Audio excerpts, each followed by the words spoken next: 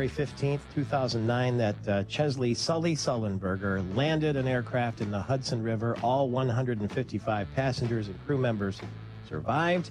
He wrote the book Highest Duty, and then he retired from U.S. Airways. He's a safety consultant and a speaker in high demand, and his new book is called Making a Difference, Stories of Vision and Courage from America's Leaders, and it's our good pleasure to welcome Captain Sullenberger to the program. Thank you for the time. I know you're in high demand. Well, great to be with you.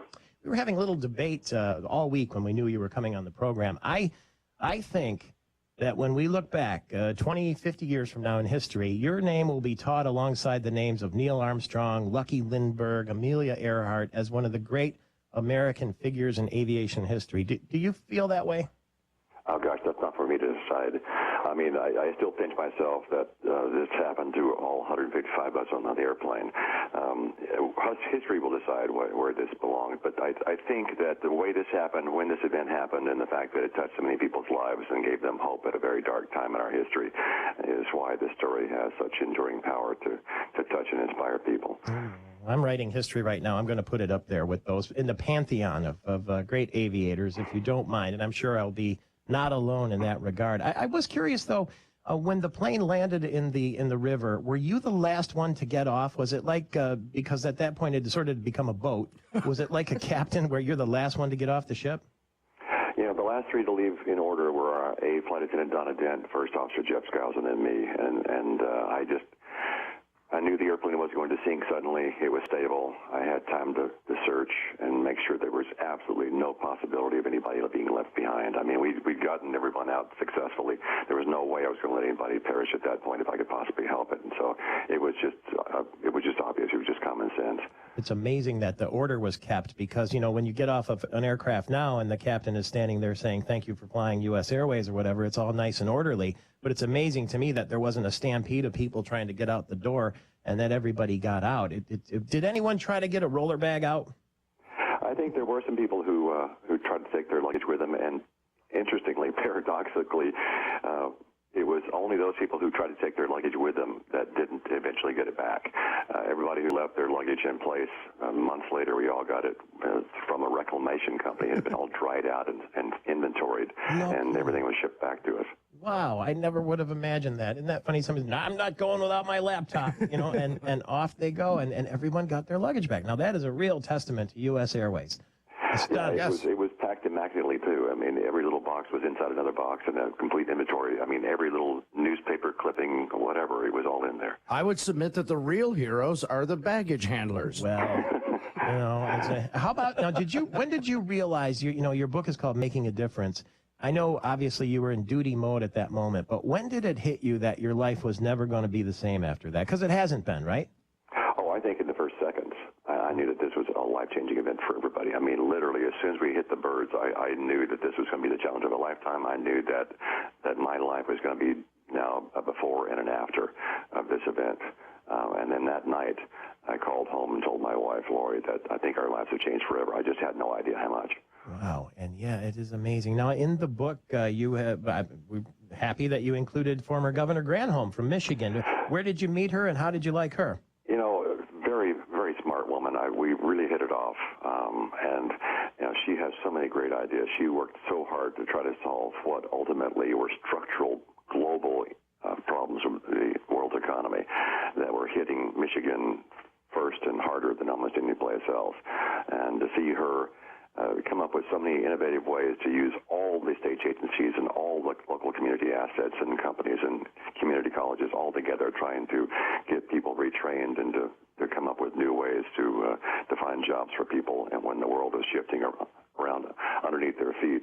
I was very impressed with her interview. She had a lot of great ideas about taking a longer view, about trying to make life better for everybody. She admitted in here that one of her big mistakes was in that State of the State speech where she said, in 5 years, you're going to be blown away by the strength of the economy.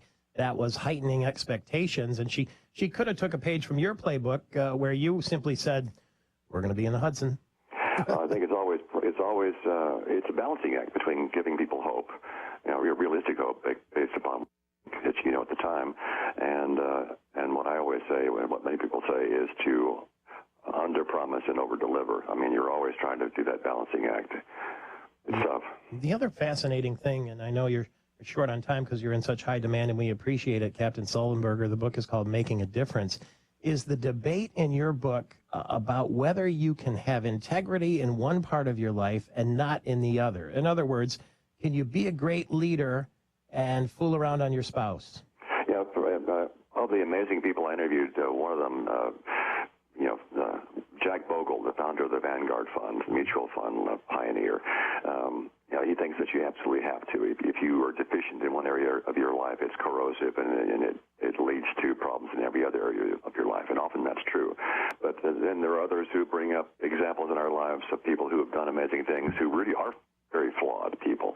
So I think it's possible to do both, but I think it's much harder. I think the best leaders are the ones who really walk the walk, who have their actions match their words. What does that feel like when you walk out in front of a stadium at the Super Bowl like that and 80,000 people are standing on their feet, unanimous in their adoration of you?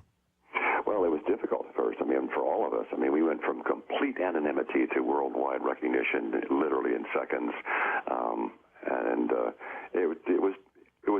It was fun, it was exciting, and it was hard at the same time.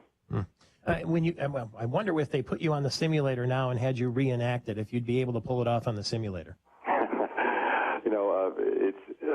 I think there would be a strong learning, a practice effect. I think if you were to have to do it over and over again, you eventually get better at it.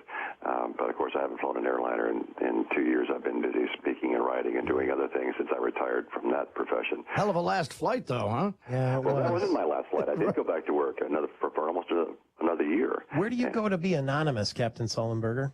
Home.